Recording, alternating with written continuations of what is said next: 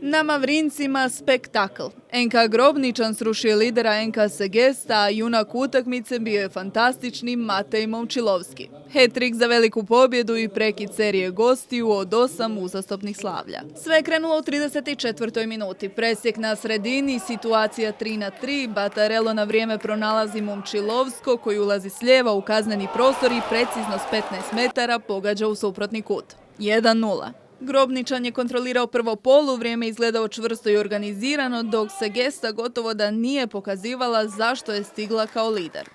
Nastavak donosi potpuno drugačiju sliku. Otvorena igra, više prostora i više rizika.